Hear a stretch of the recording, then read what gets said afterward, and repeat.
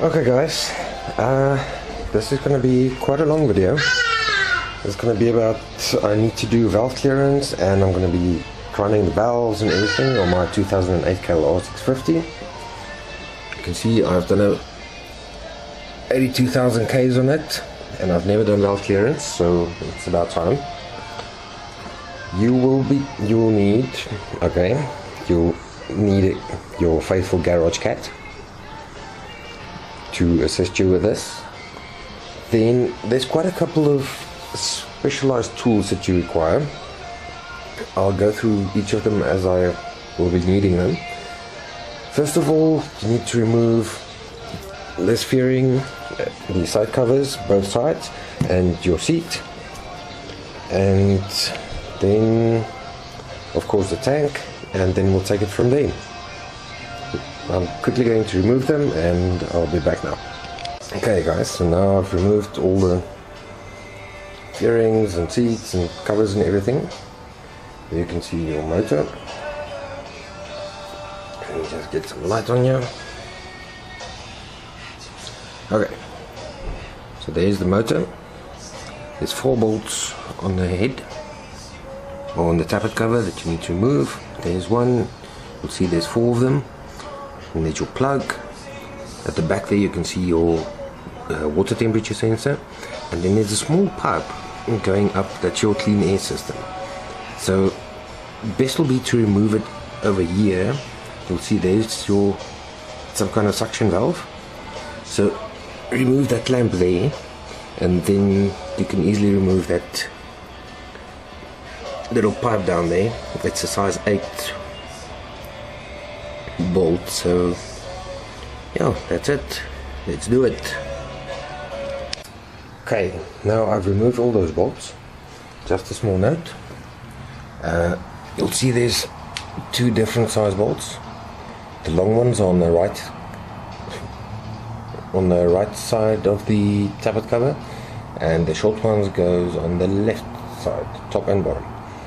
So then once you've taken out all the bolts, you'll see there one of these bolts have got oil seals around them. There you can see there was one of the reasons I was using oil. So I'll have to replace one of that seal, and then you just grab it and you pull it up,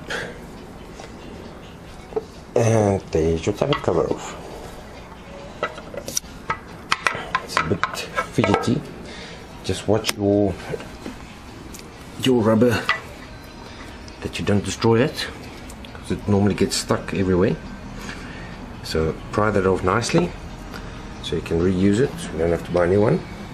I'll show you the trick on how to reuse it. So let me remove it quickly and I'll be back. Hey guys, so this is a really fidgety one to get the cover off. So there you can see the covers off. There's the cover with the gasket. Let me just show you. To get that cover out, I had to loosen the radiator. It's a pretty quick job. See, there's 2 bolts in there. One sits there. It connects up to there. Let me just get a decent shot there. There you can see the rubber with the hole where it's supposed to go. Other one is just at the bottom there. So it's 2 screws, then your radiator's loose. You can move it nice to get the cover off pretty. Once you've done that, it actually comes off pretty easily. Okay, so in there you can see your shim. It's that silver thingy over there. There's the rocker. So it's almost on. There's a bit of play there. So now we'll have to just get it to TDC, top dead center. That's a pretty easy job. We're just going to remove on the left side cover. We'll be removing that one and that cover, and then through that hole you'll be able to see if the motor's on TDC or not. And then you also have to turn it so you've got your exhaust stroke and your inlet stroke. So that we can measure the distance between the rocker and the shim. So let me get all my tools together and everything, and I'll see you now. Okay, so there you can see we've removed the covers. That bolt, you turn that one to move the cams. There's where you have to look for the mark for TDC. Not necessary to get TDC to check a valve clearance. Just turn it so that the valves, let me just get some light on the subject here, so that the valve is not pressing on your shim there. And then you measure that with the feeler gauge. Here's our feeler gauge. So I'm going to get measuring and show you how to work out the valve clearance and what shims you need. Okay, so there you can see that clearance is 0.13 millimeters. Don't force it in, just it has to slide in by itself, not with force. Get it in there and like measure 0.25. Okay, so once you've done your measurements, now you need to remove the shims. Remember to take note what shim goes where, because you need to fill that in on your form to figure out what your eventual shim sizes must be. So we need to remove these caps, that one and that one, and on the other side that one and that one, and then you can take out the shims.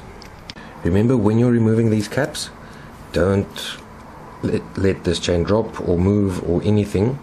So to make sure that doesn't happen, we're going to take the motor back to TDC. We're going to turn this bolt until you'll see there's two marks on the flywheel, a T and a F. The T is TDC, the F is when your spark plug will fire. So turn it clockwise until you get to T and hold it there, because there's your balancer will try and get it past TDC. So just hold it there for a while and you'll see it'll settle. Guys, don't know if you can see in there, trying to get to the T. So there it's on TDC, and then you'll see in your cams here at the top, this mark is flush with the case, and that arrow is flush with the case.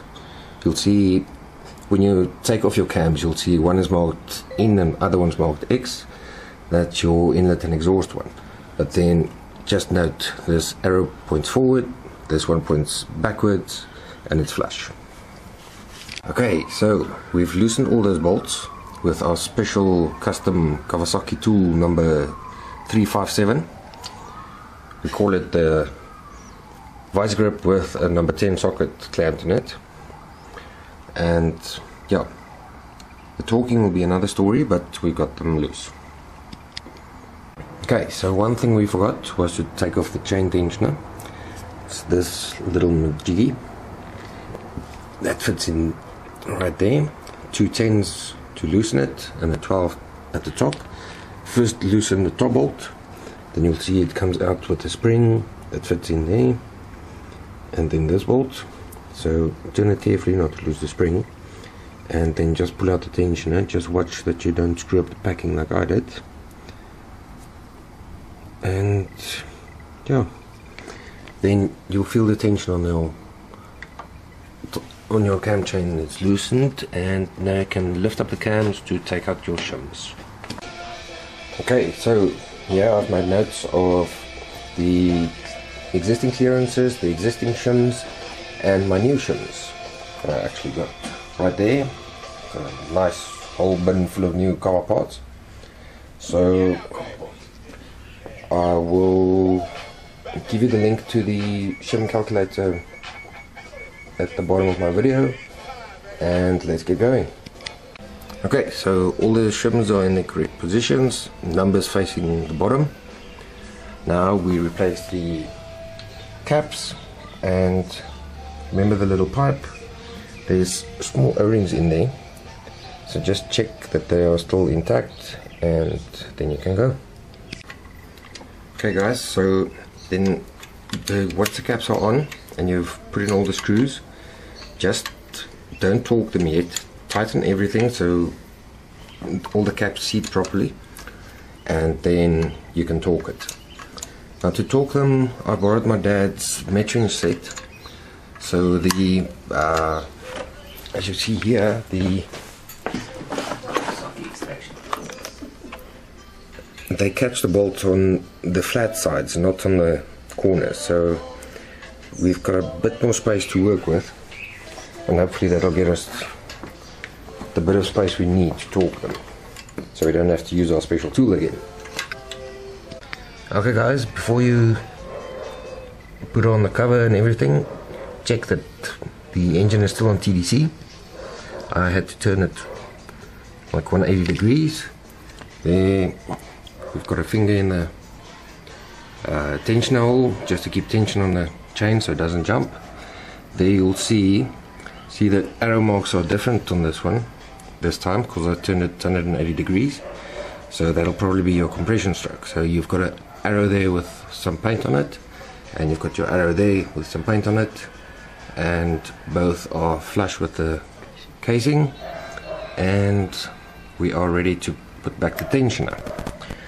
So then you'll remember I screwed up the one packing last time. So there's our new packing. If the camera can focus. There's our tensioner, bolts and the spring. So first reset the tensioner, pull that little thingy back and then push it in all the way. Then put on your packing and put it in the motor. Just remove this bolt and install it that way. Then there's a little arrow pointing upward.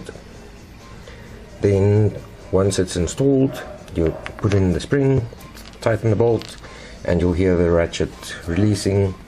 So basically putting tension on the chain, so it'll do that when it's in the motor. Reset it again, and that's it. Okay guys, just a correction there. The arrow must go down. You'll see this little tab on the tensioner that must face towards you.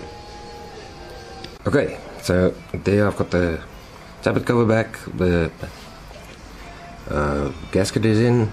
Just take some gasket maker and just put some on the corners there and on the other one there and there. Just that's normally where it leaks, so just to save you that trouble. Okay, so you'll remember when I took it apart, I had the oil leak on that one. Here's some brand new seals. There's the part number if you want to get some. Remember, install it metal side up. So there's one where you can see the metal. There we go. There's the metal.